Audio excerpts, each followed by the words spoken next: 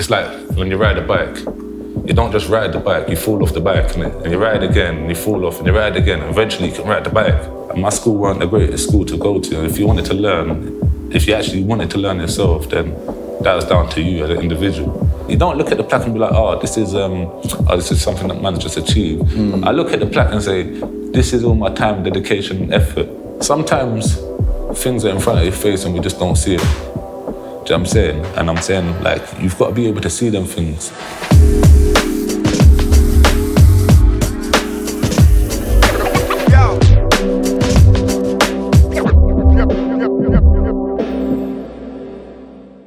Past, present, future, we are here with Murdz, This my bro. or Gwappa Baby. I'm not sure if I'm gonna put the spin on it.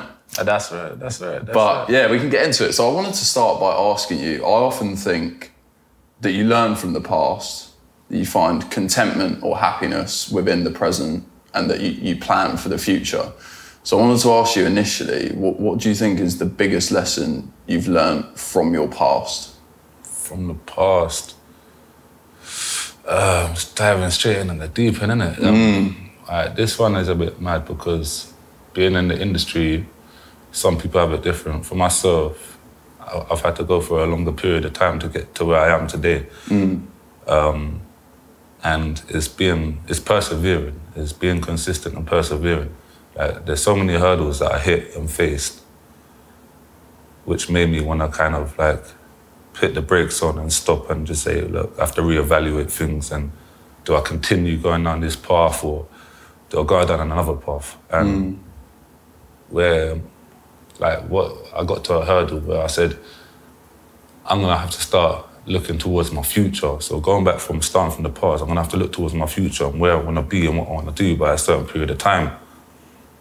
And what happened was, I hit the limit where I wanted to like sort of change things and shift it around.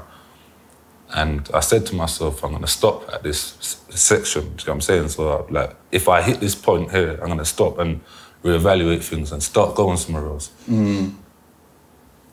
What happened was I persevered because obviously talent, man's got talent, do you know what I'm saying? So first and foremost, having talent, you can be a painter or be a musician or a footballer.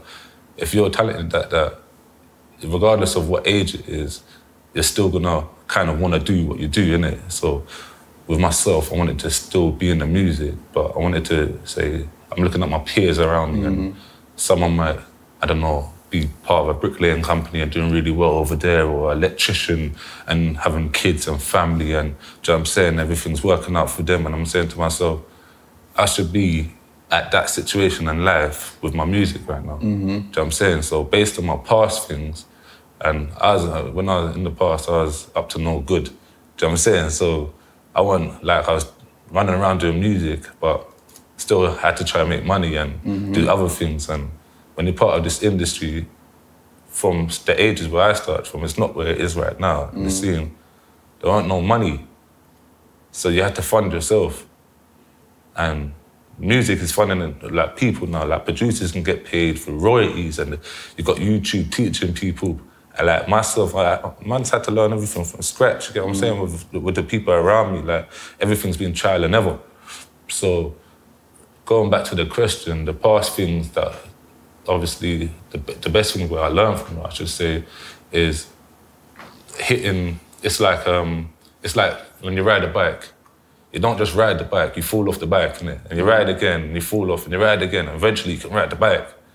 That's what man had to do in the producing thing. Man had to literally take the stabilizers off and keep going, do you know what I'm saying? And eventually man will hit a certain level that man want to hit. Then, like, if you become really good at it, you might go and hit a ramp, do you know what I'm saying? And start doing the jumps on the ramp and start flipping or whatever, do you know what I'm saying? But that's where I feel like I am in the scene of music now as a producer. I feel like I'm on the ramp, do you know what I'm saying? But it's that persevering and being consistent on what I do.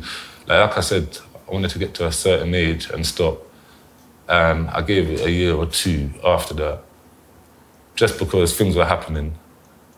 And things started to fall in place a bit more. So sometimes you've got to go past the limit You know, when they say the sky's the limit, sometimes you got to go past that limit there to get to where you need to get to. Now, man's in NASA, you see me? Man's out there, yeah? Man's in the sky somewhere up there, but yeah, it's just been I don't know, man, it's just been a trial and error period to get to where I wanted to get to today. And you're probably going to ask one or two questions of where I am today, but 100%. We'll get into the sky shortly, into the present and the sky. But I think it's a really strong message to start off with. Is essentially that consistency. And what's especially interesting about what you mentioned is that you had talent, but you worked hard and you were consistent. And there's that old saying that hard work beats talent if talent doesn't work hard. And it seems like you had both and they married together. So I think that's a really important point to start off with. Yeah. I did want to track right back to the past, as we often do within these conversations. And you said you was up to no good and this, that and the other. But what did your childhood, your upbringing look like? Well, coming from where I come from Luton, first and foremost. So I'm from Luton and Lucy Farm. It's mostly council estate area. Like, we grew up, it was. I mean, people got it harder, but then they still had it rough. Do you know what I mean? Like, some people were fortunate and blessed to be around situations where the parents could be around doing everything for them, and I had my parents around helping me, but I was around a single mother. Do you know what I mean? So I had obviously a father in my life, but I wasn't really connected to him the way I should have been. Mm-hmm. So she's had to do the best she could, but she's got boys and like, all kind of reckless, innit? So we just, for me, I was like, whatever badness I can get up to or whatever I can do to try to be a man and learn how to be a man myself, I'd go and do it. So if I got a brethren around me that's not inspiring, but sort of like a role model figure, and you see him doing certain things and you might want to be like that, or I've got peers in my school that are going to the football matches and they are doing certain things, I'd probably want to be able to fit in, and you know what I'm saying? That a lot of it is about fitting in and being accepted and having acceptance. So I mean, that probably stems back to the original foundation of the upbringing is having the parents that should be in your life more, innit? So it's an acceptance thing, innit? So when I started figuring out things for myself, obviously things started to change, but I guess that's probably what molded me to be the man I am today, because you learn from behaviours and you see different behavioural patterns. Me growing up in Luton, eventually what happened when I was the later years of my school, I moved to Milton Keynes. So obviously I started developing new friends and new peers around me and a different way of living. So you start to identify behavioural patterns. But when you're in Luton and just there on your own, you can't see because you're in that bubble. You can't see the things outside that bubble. Do you know what I mean? So, yeah, growing up in the area that we came from, I mean, there was myself, there was Young Kai, who was a good friend of mine that also manages me. I've got friends like Aaron Fontaine, I went into acting. I've got, I mean, there's loads of different people that obviously have done a few things. We've got Nafe Smallz from the area. I had a good friend that passed away, Del, that is going to be aspiring. Like, it was a really good artist. I'm interested because all these names that you're reading off, obviously incredibly successful people that come from an area which is documented by yourself, by Young Kai, who was on last week as being not so brilliant in a number of ways and brilliant in other ways, but potentially run down, like you mentioned, majority council estates. How do you think that people come from that place and become so successful when they've had little nurture, and even in your case, without that father figure as well? I don't know. I think you put yourself around different people and you learn different behaviours. Like through school, I wanted to be with the older lot, so I would skip school a lot. And a lot of my friends had already finished school, so my school weren't the greatest school to go to. If you wanted to learn, if you actually wanted to learn yourself, then that was down to you as an individual. But it wasn't necessarily like, I mean, for myself, most of it was support teachers. So I wasn't learning nothing anyway. So I had to try to figure things out for myself. It's only later on in life where I realised I had to ask myself, what do I want to do? I think it comes down to finding out your own identity and what you want to do. And as a teen, the identity thing is important. Like, this day and age, people are starting to identify themselves much quicker than we would back in the day. And that might be down to social media, down to YouTube, or all of these other platforms that are out there so you can visually see, you can see peers around you. But when we didn't really have that, we can only look for the person next to you. Do you know what I'm saying? So we had radio and, I mean, the channel U's and stuff like that, do you know what I'm saying? That where we can watch things. But I don't know whether that created our culture, I'm assuming they've done a big part of it. But yeah, you can, I don't know, like, it's just things you're into, innit? So if you've got a group of friends, it's kind of like in America. I don't know if you've seen American schools and they're all segregated into little sections. You've got like the nerd gang, then you've got the cool gang, then you've got the cheerleaders, and you've got, do you know what I mean? You've got all these little sections of people. Our school was kind of like that because we did have the sections, do you know what I'm saying? And there was a cool group of people and there was the good-looking bunch and, you know what I'm saying, where there was sections like that and some people grow up faster than others, so when it came down to, I don't know, going into the streets and street behaviours, some people might have learned that quicker than others.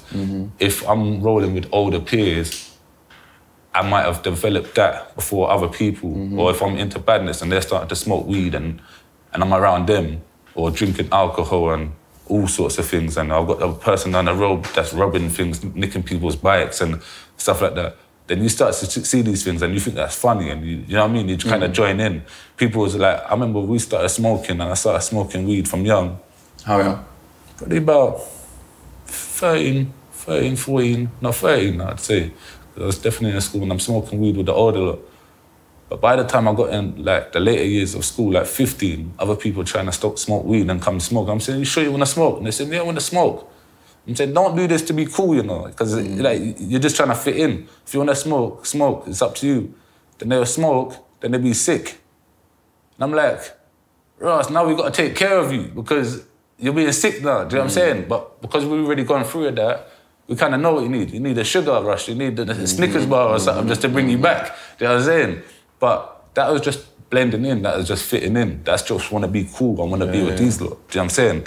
You don't realise that can affect you later down in life as well because the addictions, the different behavioural patterns that come with that. So it's all good wanting them to be cool, but there's patterns that also get affected by that. Do you know what I'm saying? Within that, you talk about patterns being affected, and it actually kind of taps into what I wanted to ask you, because you mentioned that you hung around with the older lot a lot, that you skipped school and stuff like that. So I wanted to ask you, those relationships that you built with the older lot, how did that affect the relationships that you had with the younger lot, your peers? I guess that is a bit of a mad one because the older lot weren't the greatest inspiration. It was just... Why? Because there was nothing, there was no ambition with them. There was no goals, the goals that one wanted to achieve other than just to do what they're doing. Do you know what I'm saying? So where did you find that ambition and inspiration from? Doing the music. We started doing music. I started doing music personally with some older lot, with the older lot. And we would just go onto the garages with the microphone and someone would have decks and we'd just start spitting bars and whatnot. Do you know what I'm saying? So like grime or whatnot. But someone would be about, so that was our just main thing. Maybe just sit down and smoke weed and just go and do some music somewhere. Kind of get off the streets a little bit, do you know what I'm saying? We had to have our own way to get off the streets. But then, obviously, going around our own peers is growing up, then actually going to my peers the same age as me. That, I guess they might have thought that was cool as well, a cool thing to do as well. But times change. Do you know what I'm saying? So what was cool with us doing, it might have been different now. Do you know what I'm saying? And there's more access to different things by the time you're around your peers or you're going to the younger generation, which you can teach. something, a thing or two, like from your mistakes. Do you know what I'm saying? So, like when I was going around my peers my age, they've learned things their own way. Do you know what I'm saying? All I'm doing is adding something of my own knowledge to that. Do you know what I'm saying? But they've learned things their own way. So I might be able to teach someone a thing or two, but then they might be able to teach me because they're seeing something from a different perspective. Do you know what I mean? So, like even the younger generation, look at the younger generation, they look at things totally different to the older generation. There's a divide in age, there's a divide in the gap. So what is cool to someone then is not cool to the next person now. Do you know what I mean? So, I don't know, being around your peers, I guess it humbles you as well because it brings you back to your own age group and where you should really fit in yourself. Do you know what I'm saying? Because people want to grow up faster than they are. Do you know what I mean? Like, why do you think that is? I don't know, man. Because when you're younger, you want to grow up faster, yeah? It's weird. But when you're older, you'd want to be younger again. It's a backwards effect. It's like a middle age that you just be like, it's cool to be here, isn't it? Like, I'll happily be here. But when I was younger, I'd want it to be 18. Maybe to get in the clubs, you're thinking, I'll go to a club and I'm saying I can get into a club and it'll be cool that I can drink alcohol. It's all about cool. It's a cool perspective thing, isn't it? It's like I want to fit in with other people and I feel like an adult. Until you hit the adult world and they have to pay bills and you've got to buy your car and you've got to put petrol in your car and you've got to buy your own food and it's all good. Do you know what I'm saying? When you're at home and you've got everything taken care of and you're being catered for, when you step out of that comfort zone and you start having to start doing things yourself, yeah, it's all good being independent. I guess that's a part of learning as well, though, because being independent will help you grow as a man or a female or whatever non-gender, whatever it is, yeah. Shout out the LGBTQ, yeah. But yeah, it helps you grow, like, and it helps you develop. So I guess that independent thing is important because if you're, I don't know, looked after so much, you're like groomed like a puppy and for so long, when you go out into the big world, the wide world, like where are you fitting in properly? How are you fitting in? Like when someone sends you out to go and do something, you're always looking for support. Do you know what I'm saying? And you gotta be able to, like, there's a lot of places you might go. Like say if I said to you, there's a thing in America that you gotta go and do, but you gotta go and do it on your own.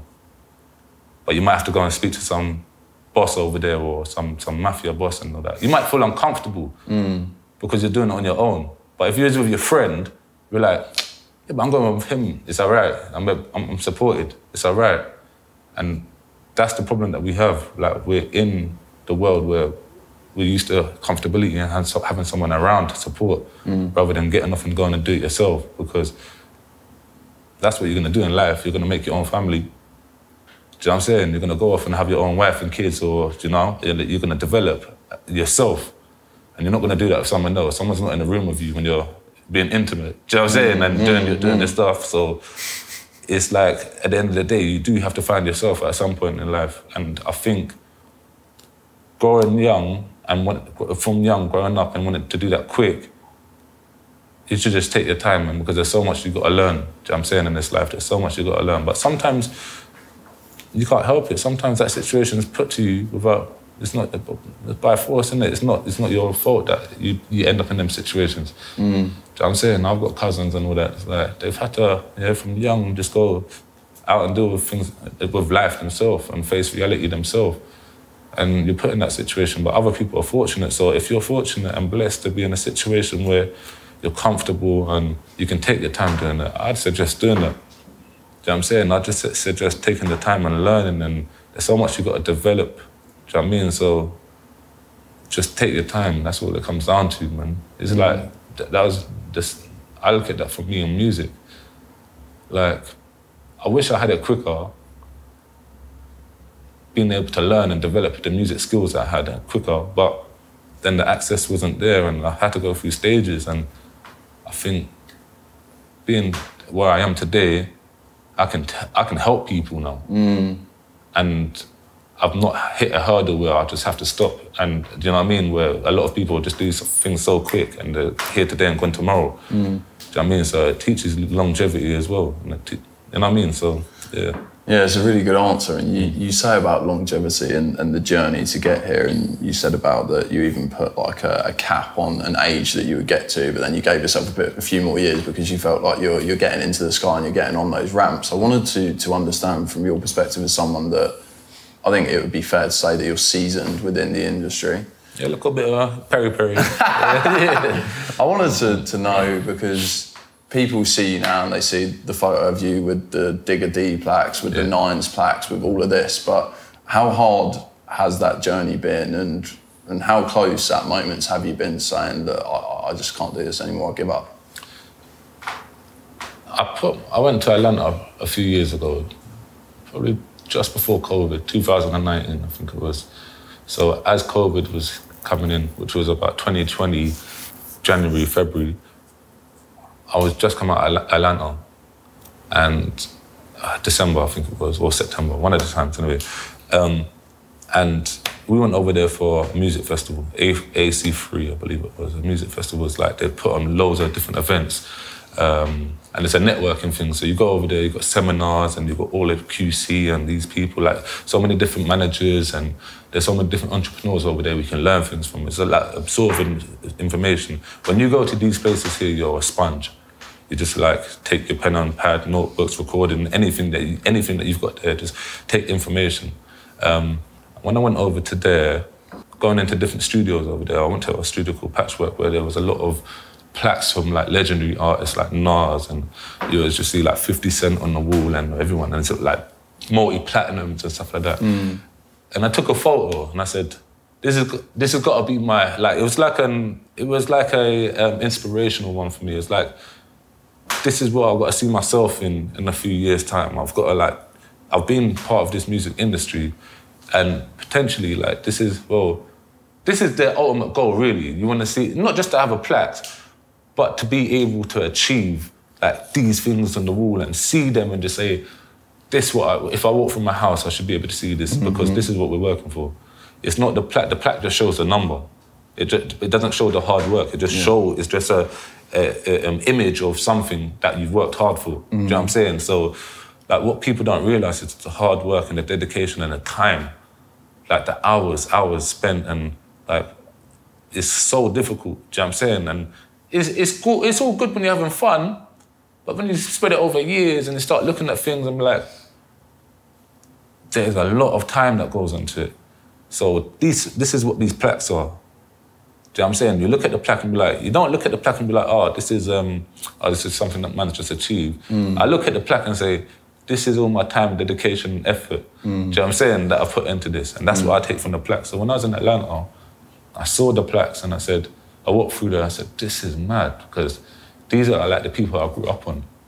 And coming to a building where they record from, or they've been part of this management group, or they've been part of the engineering process or something, just to get these plaques on the wall, is the goal, it's the achievement. So I had to say to myself, I've got to set out to have some goals and achievements like this for myself. So I'm gonna get plaques. I'm gonna have something where I can go through. And so I took a picture and I said, this is what my yard's gotta look like in the next 5 years. Do you know what I'm saying? So by that time there, I don't think I even had a plaque. I didn't have a GRM, didn't have a link up, didn't have nothing. Do you know what I'm saying? But I've known I've worked hard, and I've known I've worked with big people from around the world. I've worked with big American artists from the UK. By that time, I've already worked with gigs and, do you know what I'm saying, had a big, successful tune on the road and whatnot. Do you know what I'm saying? So I've already had stuff there, but I still haven't received no plaques because things haven't hit the number. You have to hit a certain number to get the plaque. So whether it's 600,000 sales or 300,000 sales or 60,000 sales, you've got to hit them numbers. And they're achievable numbers, but there are a lot of numbers when you think about it. To get any plaque is a lot of numbers. So anyone that has a plaque or anyone that works hard in this music,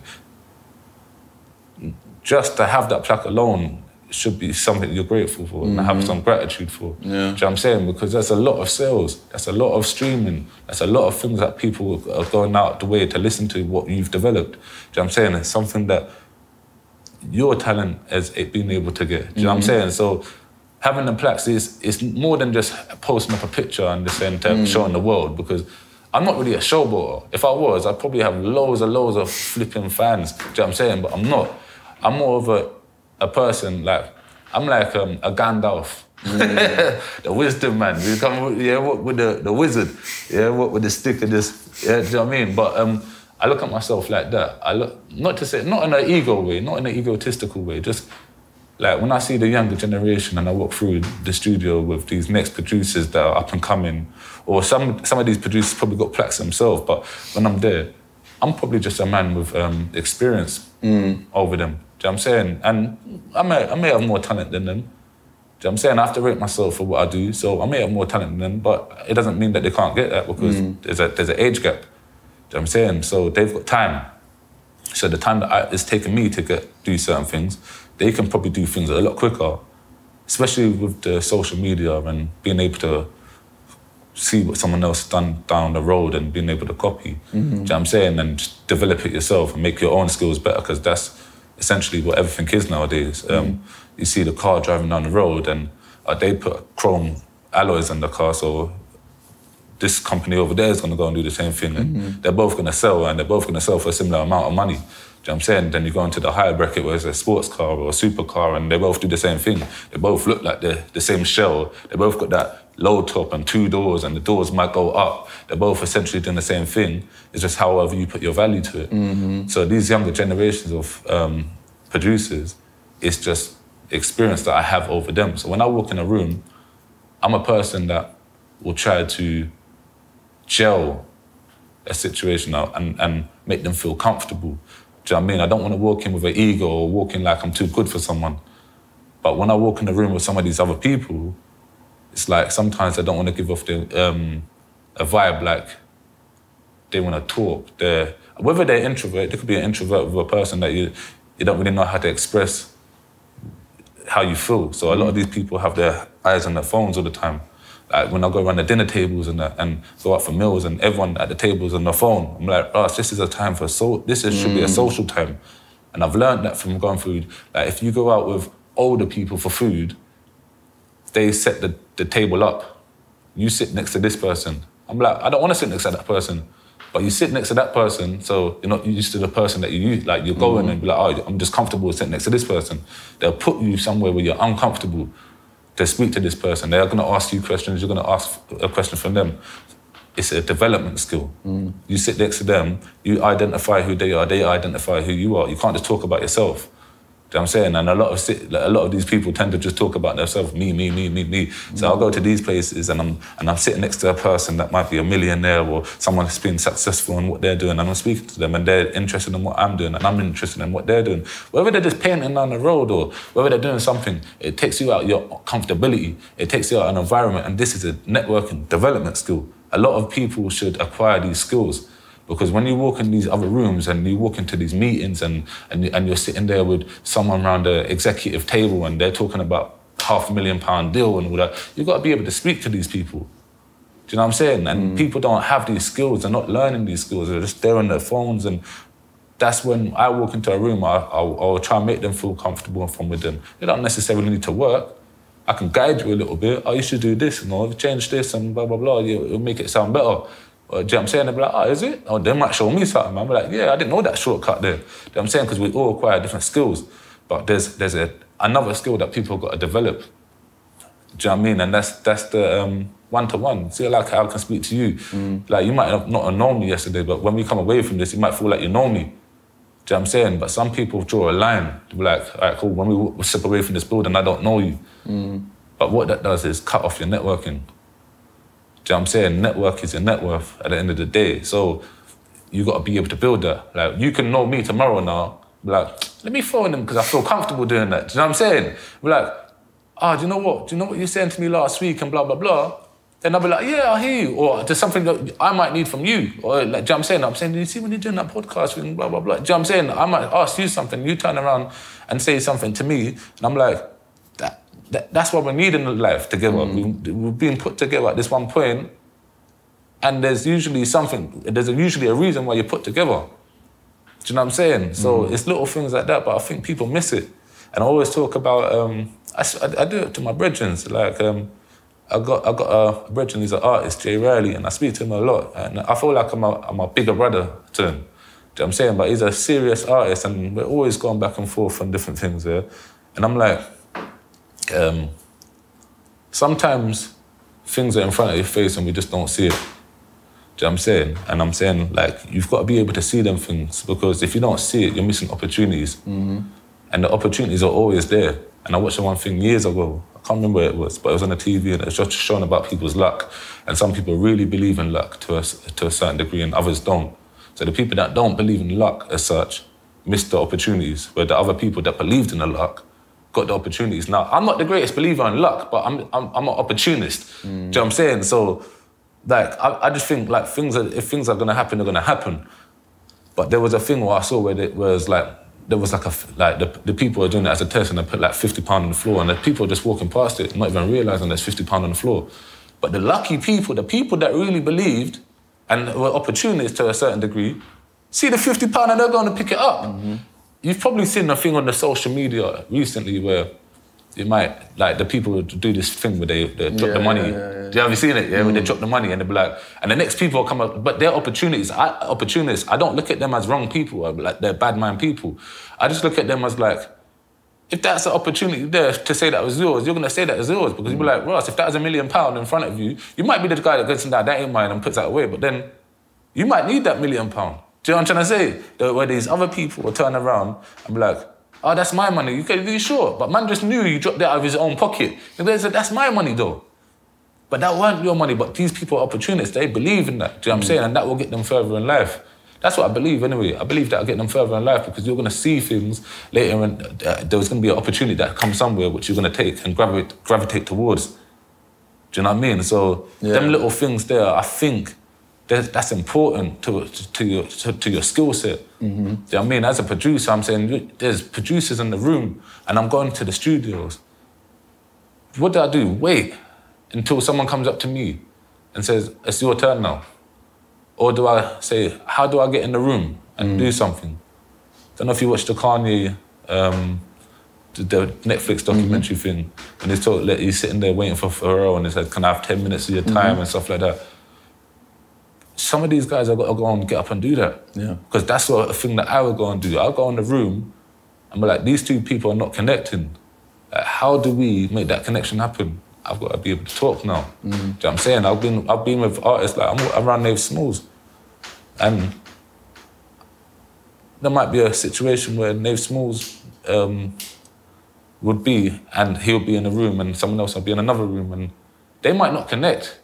I'm like, I'm that person, I'm like, how do I make this happen? I'll make the connection. I'll try and be the middleman. And being the middleman is not always the greatest thing. Do you know what I mean? But at the same time, middlemen always find a way to make their thing happen as well. Do you know what I mean? Whether that's the way of making money or doing whatever, like, it is what it is. But sometimes you've got to connect the dots. Do you know what I mean? Sometimes you've got to be that person that connects the dots. Not everyone has that skill set, is a skill set. Maybe I developed that from when I was going through this stage of producing. I had to make money. So whether it is on the road or doing something, I've always tried to find a means to make money. And I was working as well. So it wasn't just badness. I was working jobs and doing different things, and I was working a sales job. And they teach you a bunch of skills to be able to sell.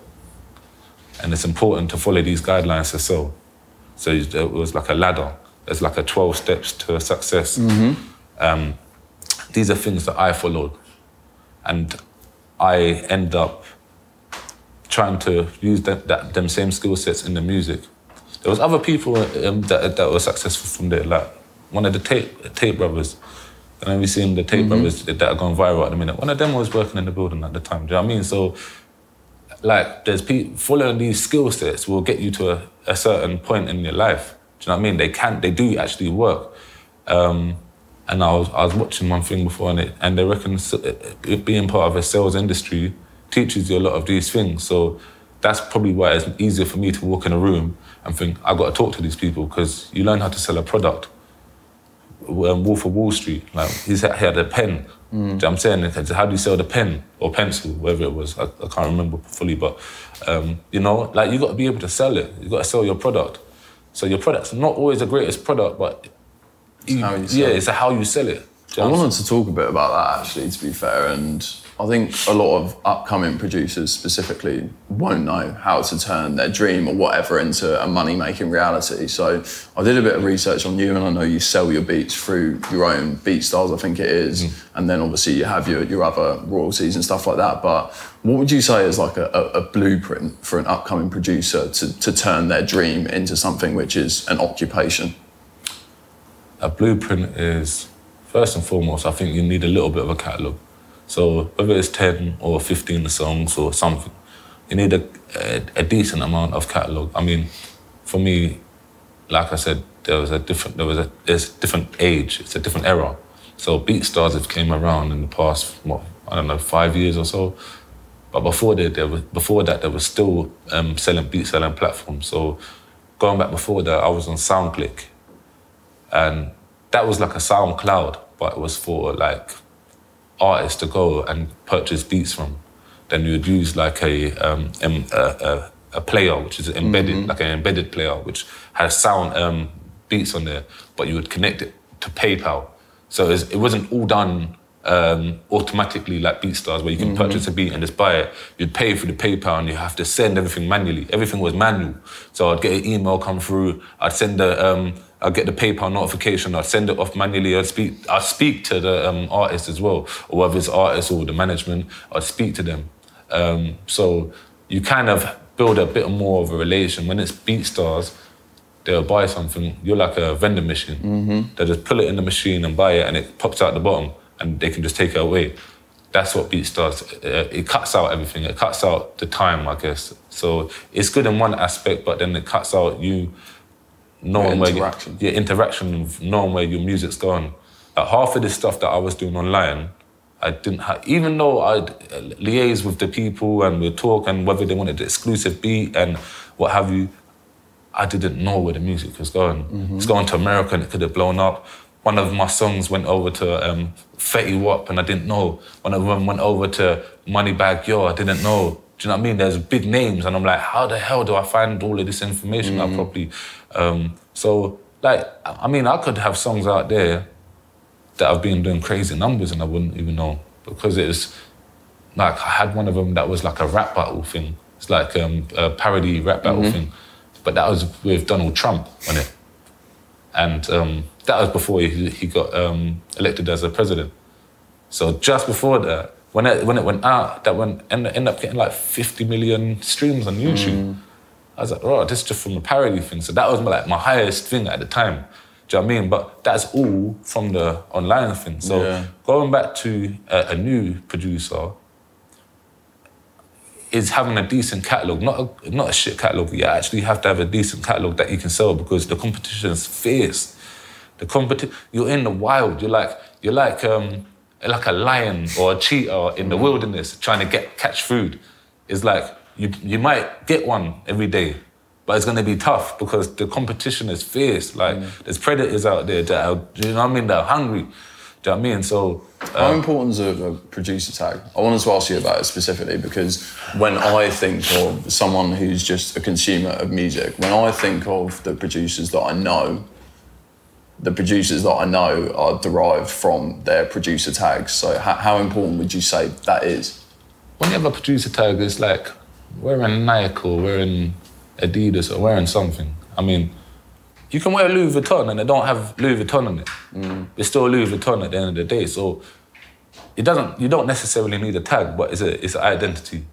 So, I mean, some of the biggest producers, they go by it, they swear by it.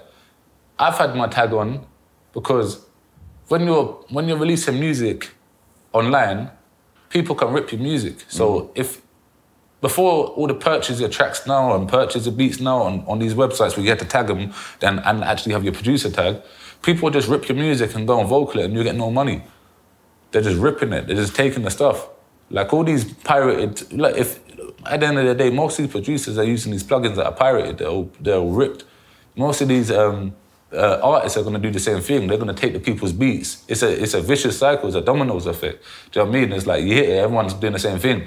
So to have an identity, to know where your music is and that's playing somewhere, and that was the first and foremost. That's the most important thing for me at that time. But then as it developed, it becomes sort of who you are.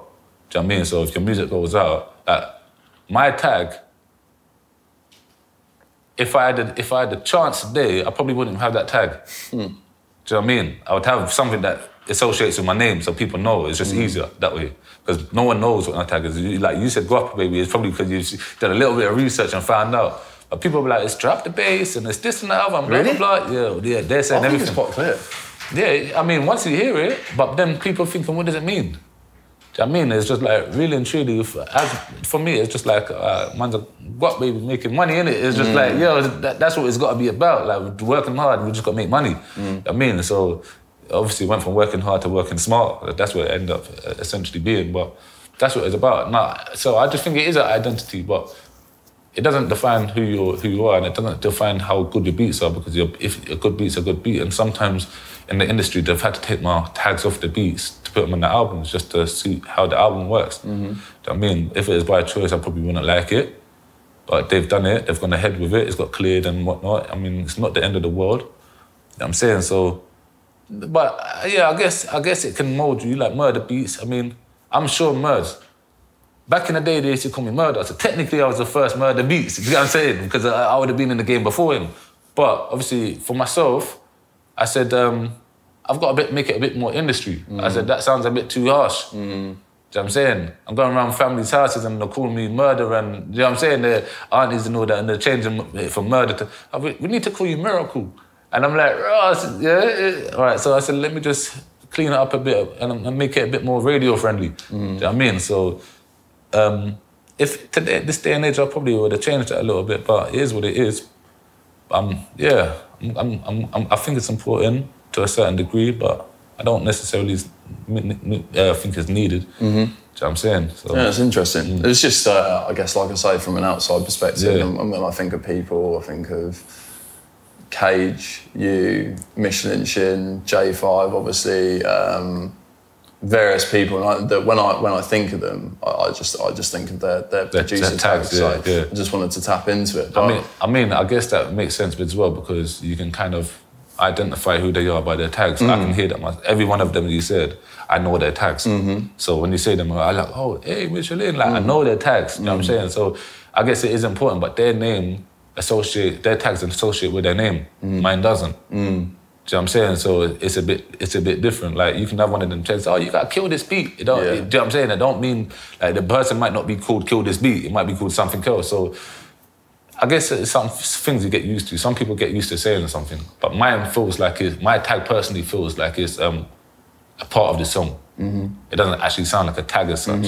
It sounds like something's happening in the song. Do you know what I'm saying? So that's how I've always put it onto a beat to kind of sound like, to blend in more, so rather than stand out. A lot of these producer tags stand out so you can hear them.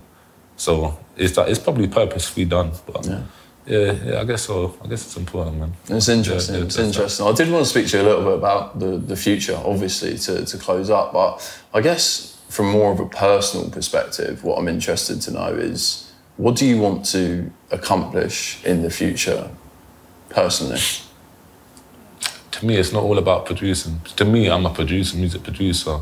I guess I'd say a producer, not a beat maker, because there's a difference. And a lot of these modern day producers are beat makers, because they don't step in the room and make executive decisions. They don't step in the room and say, this is what you should do to the artist, and what about if you do this and you change your vocal like this and put this, shift this around and put this here. That part comes of engineering and post-production. Then me being an artist from young, like the reason why I'm a producer today is because I was an artist, I was a rapper, and I couldn't get beats. So I had to start learning how to make beats. I learned how to make beats by going through school and developing a skill set, but then going to my friend Young Kai's university, showing me how to use Logic, do you know what I'm saying, and developing skills from there, then going through other friends where there's an FL studio and where it's more modernized now, and working the programs with these people. Do you know what I'm saying? So I've learned a few different things along the way, which obviously helped me develop as a producer. But that is because I didn't have beats. It was very hard to go and get a beat and purchase a beat and do certain things, and it cost a lot of money. You know what I'm saying? So if you wanted to go and drop a video, you'd have to spend the money on the beat, you'd have to spend money on the video, you need to spend money on marketing, advertising.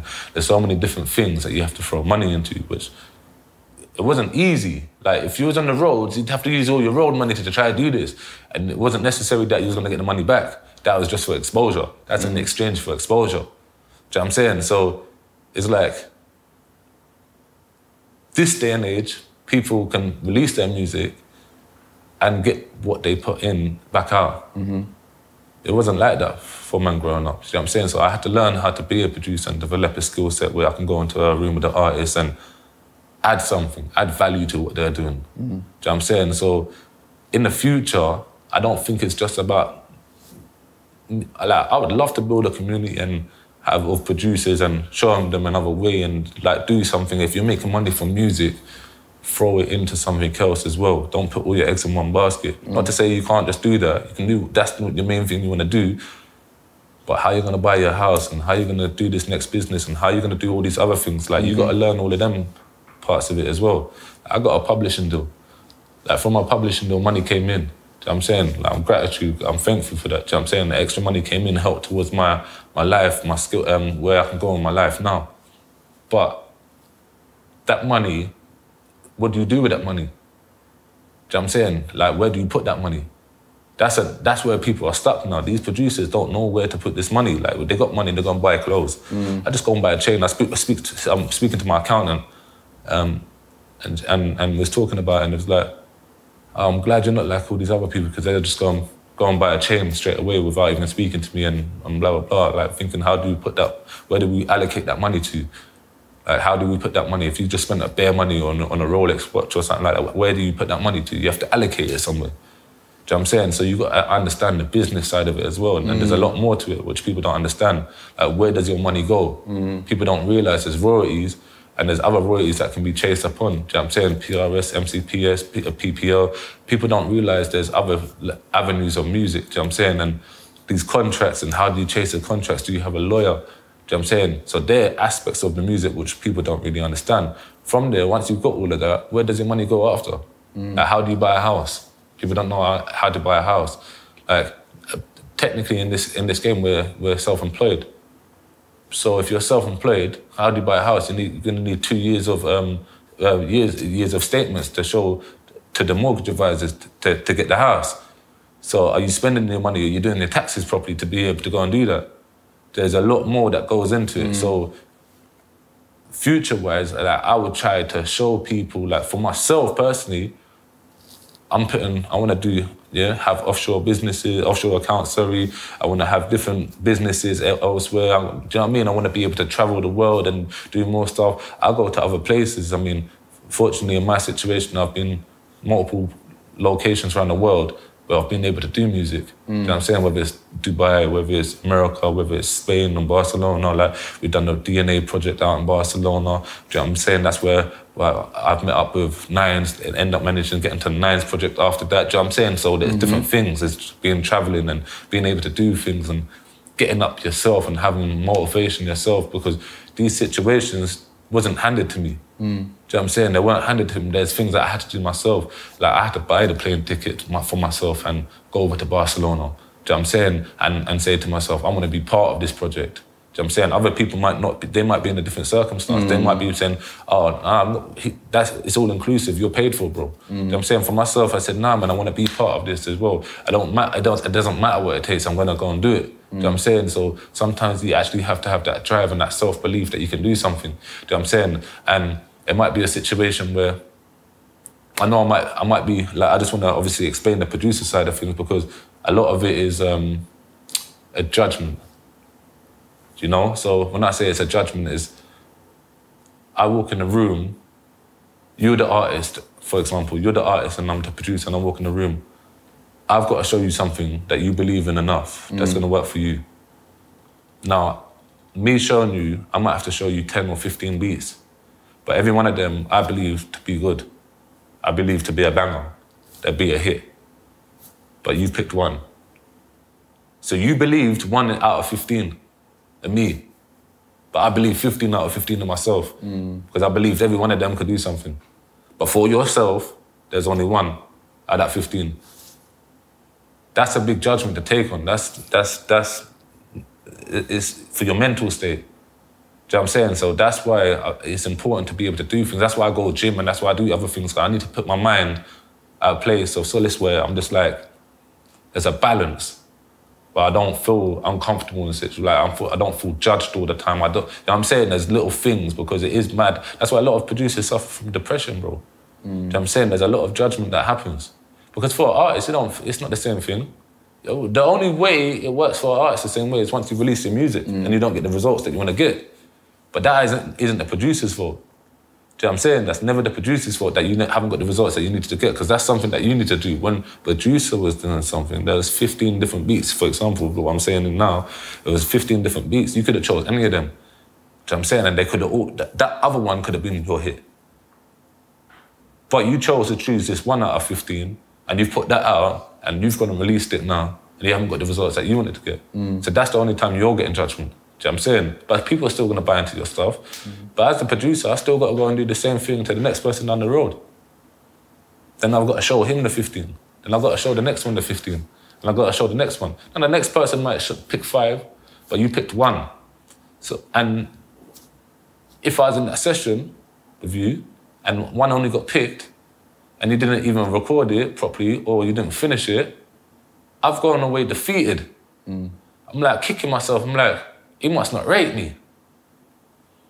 But it's important to annihilate that doubt, because you're gonna go away thinking, maybe I'm not as good, maybe I'm not good enough. Do you know what I'm saying? All you gotta do is just go again, because there's always gonna be them knockbacks. Do you know what I'm saying? And that's what I've had to figure out for myself, to keep going. Do you know what I'm saying? And I can't see myself being a producer at 50 years old, but I still produce. Do you know what I'm saying? Like a Dr. Dre or Timberland, them men are still there. They're pioneers of the game, but there's a new generation that's gonna come up and be able to do what man can do. Do you know what I'm saying? It's just, where do you put yourself in? Do you know what I'm saying? So I would like to go out, I would like to leave a legacy again. I would like to, leave something there behind where people say, yo, he done a lot for his industry, he done a lot for his scene. But stepping away from that, I'd like to find something else. I could put my time and have that same dedication that I've got for music into the other thing. And not just all the eggs in one basket, there's other things that you can do. There's so many different things. And I think traveling a little bit opens your mind to that. Do you know what I'm saying? Because you see different cultures, you see different environments. Do you know what I'm saying? You'll go a certain place and sometimes you have to have a place where it's a break. So a lot of people don't think, there's no time to break, I can break when I'm dead and whatnot, but you can be dead tomorrow. So sometimes you have to have a little break. Do you know what I'm saying? Just to get peace of mind, going away and walking across the beach or doing something just to have a little bit of peace of mind and say, this is really life. Do you know what I'm saying? So it's them little things there, but yeah, moving forward later down the line in the future, having multiple different businesses and being able to help the producer community, I'd love to be able to do. Do you know what I'm saying? So the producer, just the music community itself, do you know what I'm saying? Because there's so much people got to learn within this industry.